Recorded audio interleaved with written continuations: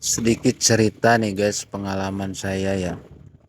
Ketika saya menghadapi seorang pasien yang mungkin dia lebih ilmunya itu lebih baik dari saya, dari bacaan, mengaji, lafaznya, tajwid, makhraj dan santrinya pun banyak gitu ya guys. Ibadahnya rajin, katakan puasa sunnahnya, sedekahnya, amalnya gitu kan nggak terhitung gitu ya. Ilmunya juga gitu kan, ahli kitab juga gitu, karena kan dia satu pemimpinan pesantren di suatu tempat. eh, Dia terkena sihir guys, ceritanya gitu.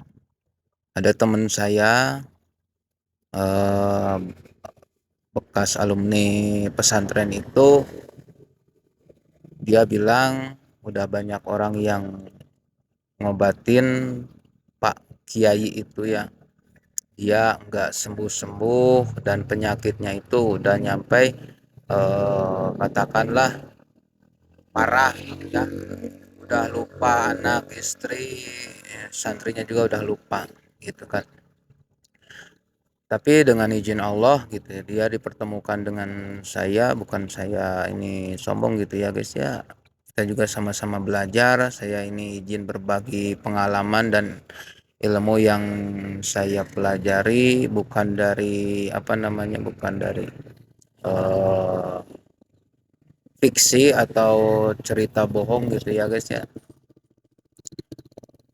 Saya amalkan satu doa ruqyah dari awal sampai akhir, dan videonya itu udah saya buat doanya ya guys ya. Dari rangkaian itu semua saya doa, baca ruqyah ke Pak Kiai itu dengan izin Allah dan keajaiban dari ayat-ayat Allah itu. Si Pak Kiai itu ketika saya sentuh, ketika saya apa namanya, doain ruqyah, alhamdulillah dia bisa bangun dari tidur. Dibawa ke rumah sakit, diagnosa kata dokter itu tidak ada penyakitnya gitu guys. Nah udah diinfus, sudah di enggak, dokter juga bingung penyakit apa kok sampai segininya gitu. Nah daripada ke keluar biaya lebih besar karena di diagnosis sama dokter itu tidak ada penyakitnya, dia datang balik lagi ke rumah gitu.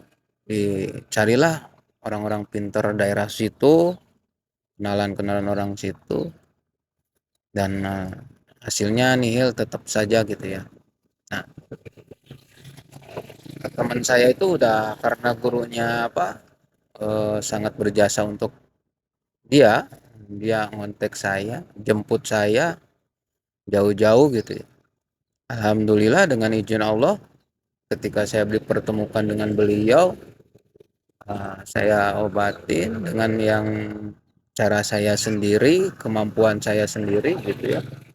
Alhamdulillah beliau, Pak Kiai tersebut, sembuh total dan bisa beranjak, bisa katakanlah berjoget-joget karena saking gembiranya dia, apa, bisa sembuh kembali gitu. Malahan keluarganya juga eh, sangat bersyukur gitu bisa dipertemukan dengan saya. Dan saya itu tidak ingin apa namanya, tidak ingin diapresiasi apa, dikasih penghargaan atau apapun itu, meskipun mereka mau ngasih sesuatu yang wow gitu ya. Saya mau dikasih, jujur dikasih sebidang sawah di tempat itu, di pesantrennya itu, dan suruh apa, pengajar di pesantren itu, karena saya sukanya berkelana gitu ya, nggak diam di satu tempat, dan masih banyak pasien saya juga yang butuh pertolongan saya. Alhamdulillah tuh ya, dengan izin Allah, berkat doa Nur buat yang sering saya amalkan, beliau sehat kembali dan sekarang masih mengajar di satu pondok pesantren yang terkenal di daerah itu gitu ya. Jadi intinya gini, sihir itu tidak mengenal siapa kamu, kamu orang soleh, kamu rajin ibadah, kamu rajin sedekah, rajin zikir, rajin sholat.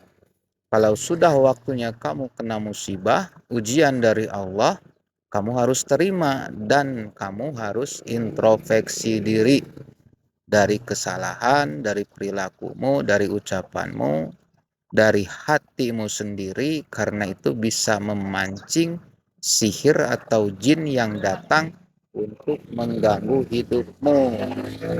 Sekian, semoga bermanfaat dan itulah khasiat dari doa Nurbuat. Semoga bermanfaat untuk yang mendengarkan dan semoga sembuh dari segala penyakit untuk orang-orang yang sakit, baik itu non medis dan medis. Semoga Allah meridhoi kita, memberikan rahmat pertolongannya untuk kita, diberikan kesehatan jasmani dan rohani, dimudahkan untuk mencari rezeki. Sekian ya video pengalaman berbagi kisah nyata pengalaman saya pribadi ketika mengamalkan suatu keilmuan dengan penuh keyakinan, dengan hati yang bersih, pikiran yang bersih. Insya Allah disitulah mustajabnya doa. Wabillahi taufiq wal hidayah. Wassalamualaikum warahmatullahi wabarakatuh.